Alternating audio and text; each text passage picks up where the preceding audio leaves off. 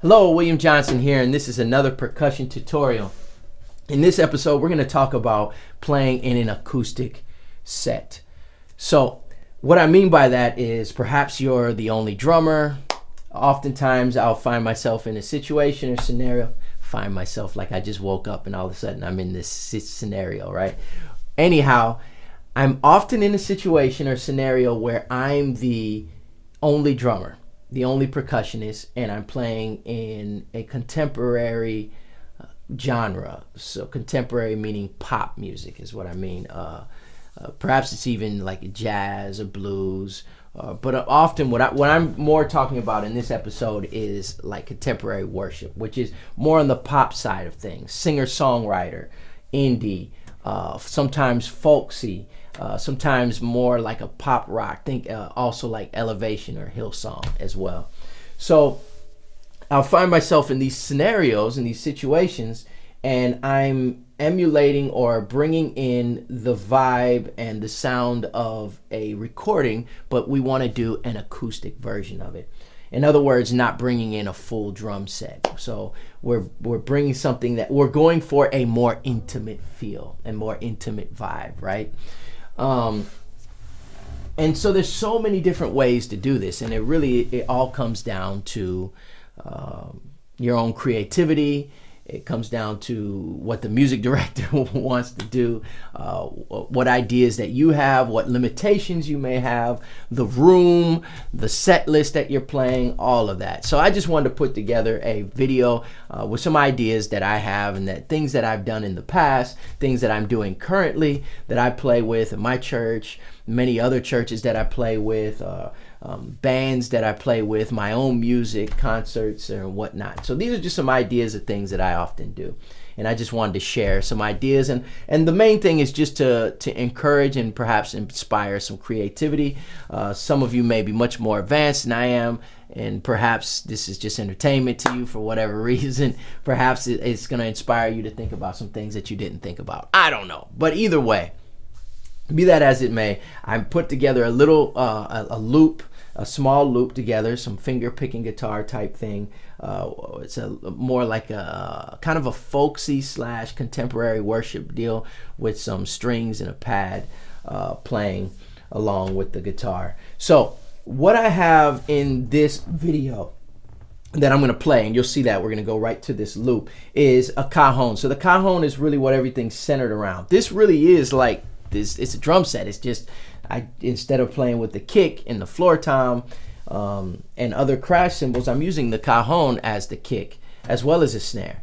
But I added a snare, and I'm using a hi-hat. I have a hi-hat here, and sparingly, as you'll see, it's really only one hit for this video. I'm using a ride cymbal. But I'm going to talk about this particular setup and just give you a couple ideas and things that I generally do and things that I've found myself doing quite often. So let's check out this little video, and then let's just have a little rap session, talk a little bit about things that I've done in the past and different ideas. There's no one way to do this. This is just to give some motivation, some advice, some encouragement, just some things that I do. And yeah, perhaps it'll add to things that you're already doing. All right, check this out.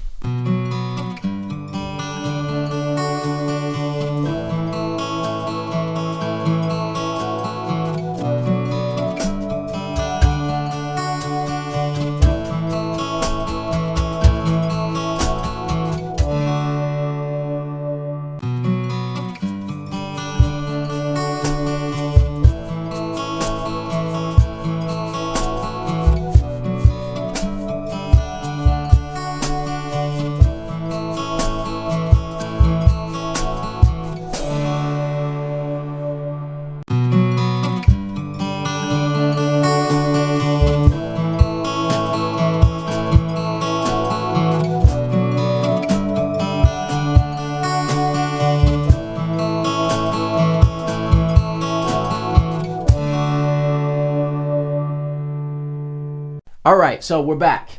Well, we're in the same place. It's just we're back to talking and stuff. All right. Anyways, so in those clips, I was using brushes. Now, brushes are just something that I love to use. Because if I'm playing with just the cajon, or I'm limited to playing with the cajon or the djembe or a frame drum, the brushes are another extension, just like sticks, of my hand. But they also allow me to get like a shaker type of thing. In fact, I have a shaker right here. So it allows me to do something like that, as well as I can't make that sound with my hands on the cajon, but I can make that sound with a brush. Now with a stick, I can't make that sound.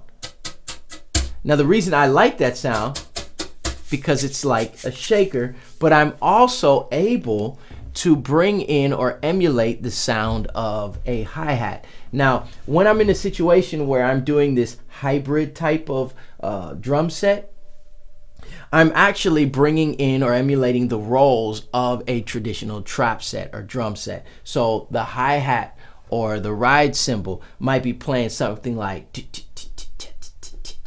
that sound might be what the hi-hat's doing. Well, if I have my hands, I can do that. But if I want a more of a like that, I can get somewhat in the general area of timbre with the brush on the cajon. This is metal. It's made out of metal, right? These brushes. And so I can get a more metallic sound on there. So instead of going or I can now do that on the cajon. So now I have a kick, a snare, a hi-hat, or a ride, all of that within this one drum. And that's one of the reasons why I love playing with a brush. And this may be a good idea for those of you that are still not yet playing a lot of shaker patterns independently of these types of drum grooves. Like that might be a little, for some, that might be a little bit more advanced. But perhaps you already have a certain amount of independence with your other hand with the brush, playing a straight eighth note. Right? Straight or other types of eighth note and 16th note patterns on the with the brush. So it just gives you another option. I love being able to have options where I can do more with less, and that's really what it comes down to. So same thing. Now I can play. Right? So I have all of these options. Now, why the hi-hat then? I love, if I can, to bring a hi-hat with me, because now I can free up my hands to do certain things. Let's say I want to keep a steady groove going. Now I can do that and still play with the snare or the cajon. Sometimes I use the hi-hat to be like another snare. So I'm often adding layers and levels to the song. So for instance, let's just say right at first, I just have this going in the beginning of the song, right? Then I bring in a bass. I have a small accent and a bass and a steady rhythmic pattern happening. Now I want to bring in what would be like a snare, but just on beat 4. 1, 2, 3, 4. 1, 2, 3, 4. So I do that, and then maybe I'll go from doing that and then start adding the snare. 1, 2, 3, 4. Here you go. 1, 2. So you notice that it's adding layers of what I like to say energy. Whereas first the hi-hat's playing the snare, it's one energy. Then we go to the cajon, then it's like another level of energy, right? Or emotion. We're playing with timbres, we're playing with textures here. And so you can't end up going down a rabbit hole here or end up going down a never-ending deal where you just start adding different instruments, and then it's like some might say, well, why don't you just play the drum set? And that's true, there's some point to that, but again, it's why you're doing this in the first place. Perhaps you're just trying to create a different sound. So basically we're just creating different levels of emotion and energy, right? It is about emotion. So it's like poetry. That's what we're doing. We're interpreting an emotion that we are that we're conveying, that we believe the song is putting forth or invoking, right? Some feel that that's a bad thing. I don't feel it's a bad thing, because this is an emotional thing that we're doing. Of course, it's not emotional only. There's integrity, there's conviction, there's spirit, all of those things that are really the foundation. But at the end of the day, we're still playing with sound, like using different paintbrushes. And no pun intended, but like I have a brush in my hand, we're painting sound here, okay? And so we're thinking about what it sounds like on the recording, the song that you're gonna play, and then we're thinking about how we can do more with less, all right? So I like why the snare? Sometimes I just like the way the snare sounds, and it to go from here to then doing this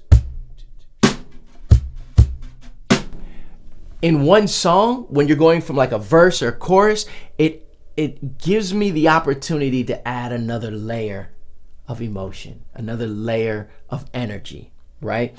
And essentially that's what we're doing throughout the song. Now, I can do that by playing softer and then going to a louder dynamic on the cajon, or a different place on the cajon. So I can go from there to this, right? So I played a little bit louder, but I also played a little bit lower. Or I can play here and then go to a higher pitch snare, right?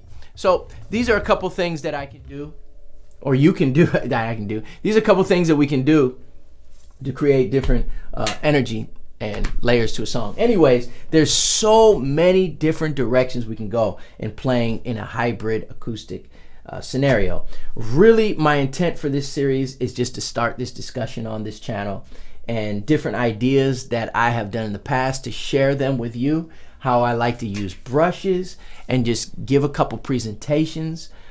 There's many different ways I've done it. The clips that I've shown are not the only way that I've done it, and it's not the only way to do it. I don't even know if I like the way I did what I played on those clips.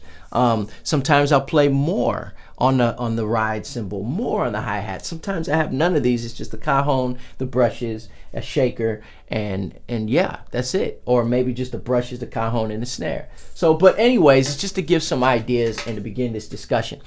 In the next video, we'll talk a little bit more about playing with the cajon and the snare and adding different levels within a song, as well as playing a little faster pitch, a different style anyways, perhaps more folksy, a little more rock to it. So yeah, we'll explore those elements a little bit more in the next video and in the upcoming videos. Anyways, thanks for rocking with me. Thanks for watching this video. God bless you. Heaven smile upon you. Drop me a line down below. Give me some feedback so I'll know what direction perhaps to take this particular series. God bless you. Heaven smile upon you. See you soon.